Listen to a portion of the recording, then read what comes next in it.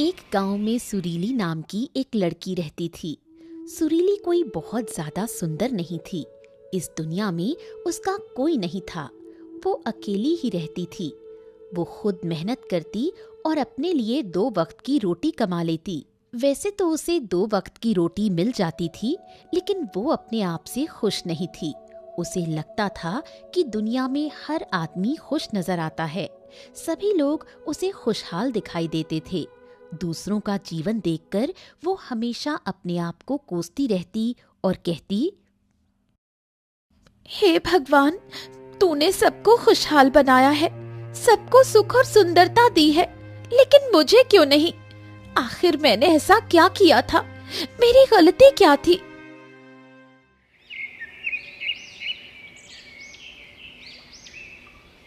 वो उदास होकर अपने आप से बातें करती रहती। मुझे मालूम है कि तुम मुझसे बदला ले रहे हो। सबको खुशियां दी, लेकिन मुझे क्यों अकेला और उदास छोड़ दिया? इसी तरह एक दिन वो अपने आप से निराश होकर गांव के बाहर एक पेड़ के नीचे बैठी थी और रो रही थी। तभी वहां से एक महात्मा जी गुजरे, जो बहुत ही पहुंचे हुए नजर आ रहे थे। जब उन्होंने उस लड़की को रोते हुए देखा तो वो लड़की के पास आए और पूछने लगे, बेटा, आखिर तुम रो क्यों रही हो? क्या तुम्हें कोई तकलीफ है? बोलो। महात्मा जी, मुझे कोई प्यार नहीं करता, मुझे कोई पसंद भी नहीं करता, क्योंकि मैं बदसूरत हूँ और सुंदर नहीं हूँ। लोग मेरे रंग को लेकर मेरा मजाक उड़ाते हैं। मेरा कोई नहीं है, यहाँ तक कि मेरे पास तो धन भी नहीं है। दुनिया में हर किसी को हर चीज मिली है, हर कोई सुखी है। सब लोग अपना जीवन खुशहाली से बिता रहे हैं। सबके पास सब कुछ है, पर मेरे पास कुछ भी नहीं। आखिर मैंने ऐसा क्या किया है? मेरा कसूर क्या था?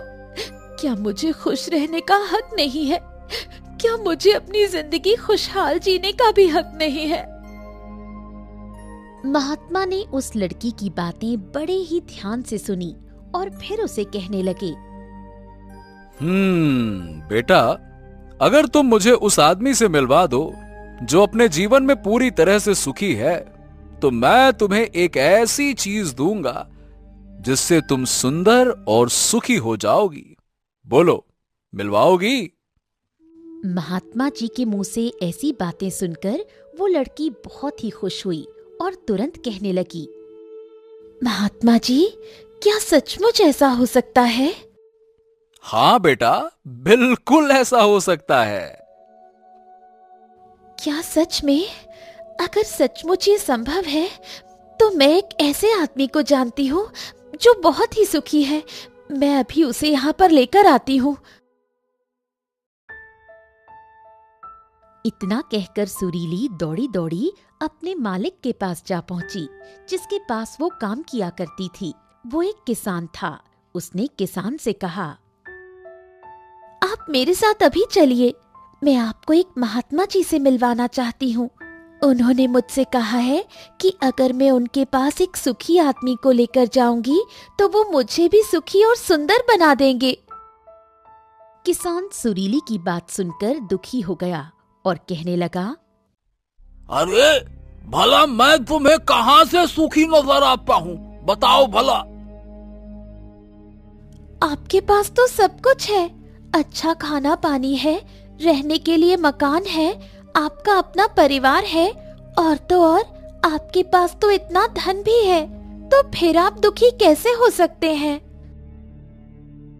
अरे बेटी, मेरी फसल आजकल अच्छी नहीं हो रही है, इसीलिए मुझे अपनी फसल के अच्छे दाम भी नहीं मिल रहे हैं। अरे राजा को लगान देना पड़ता है, ऊपर से घर के खर्चे हैं, और मेरे पास तो अब इतने पैसे भी नहीं बचे कि अच्छे किस्म के बीज खरीद सकूं।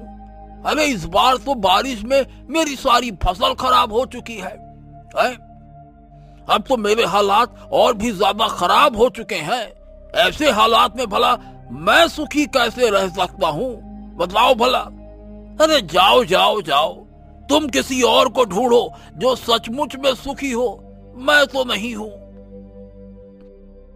तो फिर आप ही मुझे बता दीजिए कि आपके हिसाब से सबसे ज्यादा सुखी कौन है, जिसे मैं अपने साथ ले जा सकूं? किसान थोड़ी देर तक सोचता रहा और फिर कहने लगा, तो मुझे लगता है कि व्यापारी सबसे सुखी है, क्योंकि उसे फसल लगाने की कोई चिंता नहीं होती और ना ही फसल की देखभाल करने की। अरे उन्हें तो सिर्फ फसल खरीदनी होती है। वो फसल कहीं से भी खरीद सकते हैं। जिसकी फसल अच्छी हुई उससे खरीद दिया है।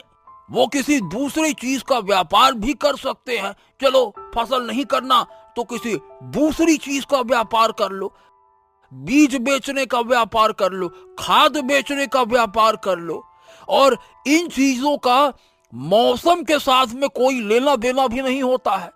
हाँ, वो हमसे कहीं ज्यादा पैसे भी कमाते हैं। ये हैं असली सुखी लोग। लोग उनका ऊपर से आदर सत्कार भी करते हैं। मुझे तो लगता है कि इस दुनिया में सबसे ज्यादा सुखी व्यापारी ही होते हैं। तुम उन्हीं के पास जाओ।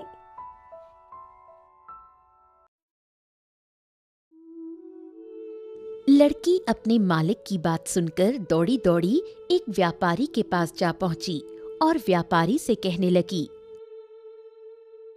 क्या आप मेरे साथ चल सकते हैं? मुझे एक महात्मा जी मिले हैं जिनसे मैं आपको मिलवाना चाहती हूँ। उन्होंने कहा है कि अगर मैं उन्हें एक सुखी आदमी से मिलवाऊंगी तो वो मुझे भी सुखी और सुंदर बना देंगे। लड़की की बात सुनकर वो व्यापारी दुखी स्वर में कहने लगा, अरे बिटिया सुख, ये कौन सी चिड़िया का नाम होता है? हमारे जीवन में सुख कहाँ है? हर तरफ तो दुख ही दुख है। चोर डाकू से हमेशा सावधान रहना पड़ता है। व्यापार में भी काफी घाटा चल रहा है और राजा हमसे कर वसूलता ही वसूलता है। इन सभी वजहों से व्यापार करना बहुत मुश्किल हो गया है। और ऊपर से सामान खराब हो जाए, सामान की मांग कम हो, लोग खरीदते नहीं है। थोड़ा सा भी ऊपर नीचे हुआ, 19-20 हुआ कि लोग सामान रख के अगली दुकान में चले जाते हैं। अब बताओ भला, हमें तो सुरक्षा पूरी नहीं मिलती। जीवन में हर समय कोई ना कोई डर लगा रहता है। मुझे तो लगता है कि इस संसार में मुझसे ज्यादा दुखी और कोई नहीं है। सही बात यही है। लड़की ये सुनकर हैरान हुई और बोली, आपके पास तो सब कुछ है, इतना धन है, जमीन जायदाद है, रहने के लिए बड़ा घर है, खाने पीने की कोई कमी नहीं है। इन सब के बावजूद भी आप दुखी कैसे हुए? ये तो बहुत ही अजीब बात है। मुझे तो लगता है कि आप ही सबसे सुखी हैं। खैर, कोई बात नहीं। आप मुझे कोई ऐसा आदमी बता दीजिए जो आपके मुताबिक सबसे ज्यादा सुखी हो, ताकि मैं उस आदमी को महात्मा जी के पास ले जा सकूं। व्यापारी कुछ देर तक सोचता रहा और फिर बोला, हाँ, मुझे लगता है कि राजा के अधिकारी यानी कि राज अधिकारी बहुत ही सुखी हैं। उनका संबंध सीधा राजा से होता है। उनके पास अधिकार भी होते हैं और वो धनवान भी होते हैं। उन्हें चोर डाकुओं से बिल्कुल भी डर नहीं लगता। अरे वो तो हमसे भी धन वसूल कर लेते हैं और हमें उनके आदर में झुकना पड़ता है। सारे लोग उनका बहुत सत्कार करते हैं। मुझे तो लगता है बिटिया कि उनके जीवन में कोई दुख नहीं होगा। वही लोग सबसे ज्यादा सुखी हैं। हाँ, काश मैं भी राजा का एक अधिकारी होता तो मेरा जीवन भी बहुत सुख से बीतता। क्या आप किसी अधिकारी को जानते हैं? क्या आप मुझे उनसे मिलवा सकते हैं? मैं उन्हें अपने साथ ले जाऊंगी। अगर वो सबसे सुखी हुए तो महात्मा जी मुझे कोई ऐसी चीज देंगे जिससे मैं भी सुखी और सुंदर बन जाऊंगी। व्यापारी को सुरीली पर बड़ी ही दया आई और उसने उसे एक राज अधिकारी से मिलवा दिया जिसे वो जानता था। सुरीली अधिकारी से मिली और कहने लगी, क्या आप मेरे साथ चल सकते हैं? मुझे एक महात्मा जी मिले हैं। फिर उसने सारी बात उस अधिकारी को बता दी। राज अधिकारी उसकी सारी बात सुनने के बाद बोले, तुमसे किसने कह दिया कि सबसे ज्यादा सुखी आदमी मैं हूं? अरे मेरे जैसा दुखी इंसान तो इस पूरी दुनिया में कोई नहीं होगा। ठीक है, मैं हंस हंस के बातें करता हूं, इसका मतलब ये नहीं कि मैं सुखी हूं। अरे तुम्हें तो कुछ पता ही नहीं है कि हमारे ऊपर कितना दबाव होता है, हम पर कितनी जिम्मेदारियां होती हैं। राजा के हर आदेश को पूरा करवाना पड़ता है और वो आदेश भी इतनी आसानी से पूरे नहीं होते हैं। उन आदेशों को पूरा करने के लिए हमें कई मुश्किलों का सामना करना पड़ता है। यहां तक कि राजा कभी भी कोई भी आदेश जारी कर देता है और हमें उस आदेश को लागू करना पड़ता है। जनता का गुस्सा और बाकी सारी मुश्किलें कौन झेलता है? हमें ही तो झेलनी पड़ती है। तुम्हें लगता है कि मैं सुखी हूं? कभी भी नहीं। अगर वो महात्मा जी तुम्हें सुखी कर दे तो तुम मुझे भी उनसे मिलवा देना। मैं भी सुखी होना चाहता हूं, मैं भी अपना जीवन खुशी खुशी बिताना चाहता हूं। मिलवाना जरूर उन महात्मा जी से, पर उससे पहले तुम सुखी हो जाना, उसके बाद ही। ठीक है? सुरीली हैरान होकर राज अधिकारी से कहने लगी, जहाँ तक मैं सोचती थी आप इस दुनिया में सबसे सुखी हैं, परंतु आप भी सुखी नहीं हैं। आपको क्या लगता है कि इस दुनिया में कोई ऐसा इंसान है जो सबसे ज्यादा सुखी हो?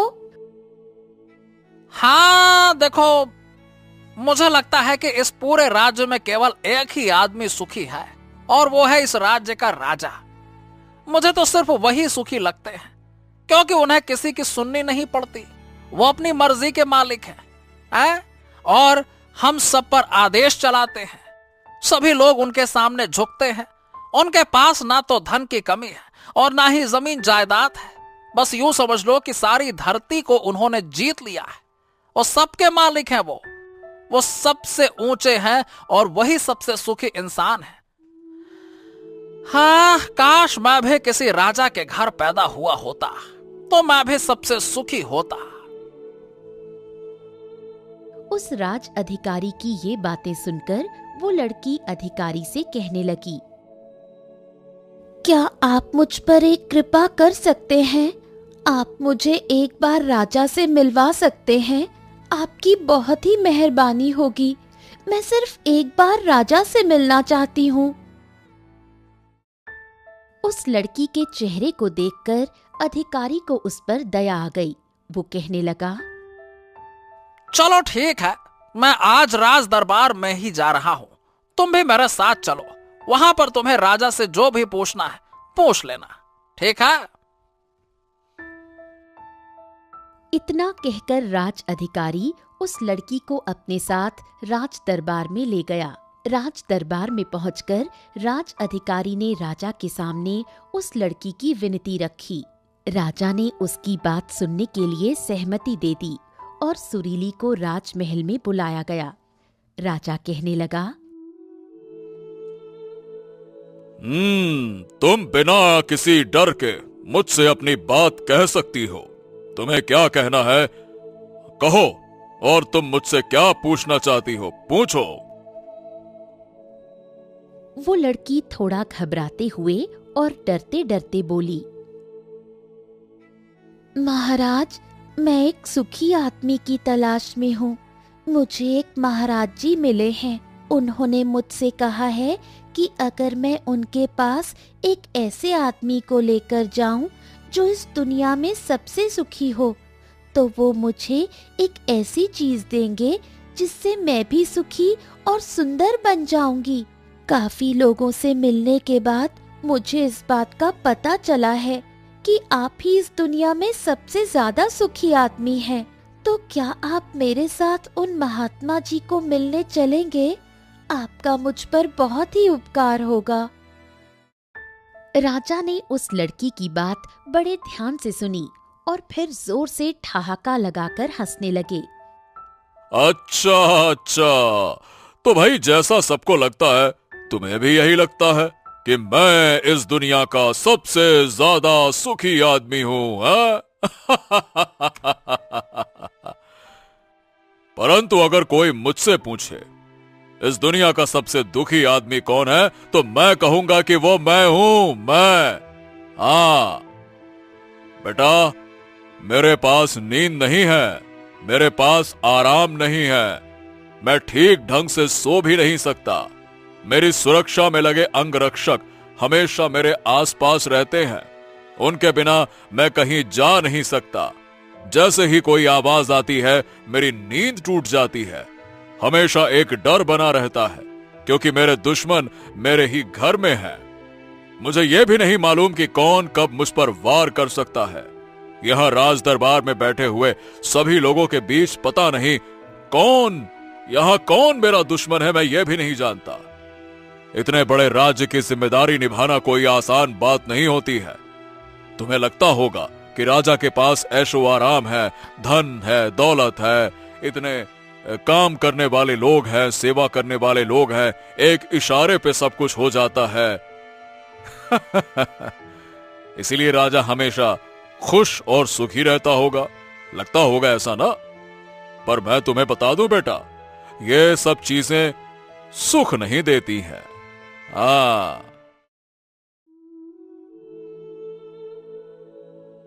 मुझे माफ करिएगा महाराज, अगर धन दौलत और ऐशो आराम सुख नहीं दे सकते तो सुंदरता तो सुख दे ही सकती है, क्योंकि सुंदर लोगों को हर कोई प्यार करता है और इज्जत देता है। बेटा, अक्सर मैंने देखा है कि जो लोग चेहरे से सुंदर होते हैं वो दिल से सुंदर नहीं होते। वो तो सिर्फ एक मुखौटा लगाए घूमते हैं, दूसरों को दिखाते हैं कि वो कितने सुंदर हैं, परंतु समय सबकी सुंदरता छीन लेता है। चेहरे की सुंदरता समय के साथ खत्म हो जाती है। असली सुंदरता तो मनुष्य के मन में होती है। जो मन से सुंदर है वो हमेशा सुंदर रहता है। महाराज, आप ही बताइए, आपके अनुसार इस संसार में सबसे ज्यादा सुखी और सुंदर कौन है? मेरे अनुसार वो गरीब आदमी सबसे ज्यादा सुखी है जो 2 वक्त की रोटी कमा लेता है, जिसे कोई चिंता नहीं, कोई बंधन नहीं, जो कहीं पर भी घूम सकता है, जिसे कुछ लुट जाने का डर नहीं, जिसे रात को नींद अच्छी आती है, वही सबसे सुखी है। और मैंने तुम्हें देखा है, तुम ही सबसे ज्यादा सुखी हो।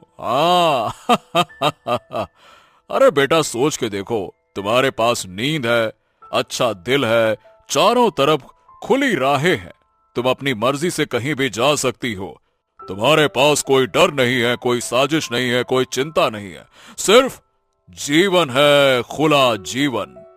मेरे अनुसार तो बेटे तुम ही सबसे ज्यादा सुखी हो। राजा की बातें सुनकर लड़की सोच में पड़ गई। उसे ये एहसास हो गया कि सचमुच वो ही सबसे ज्यादा सुखी है। अब जो भी थी, जैसी भी थी, उसे अपने आप पर गर्व होने लगा।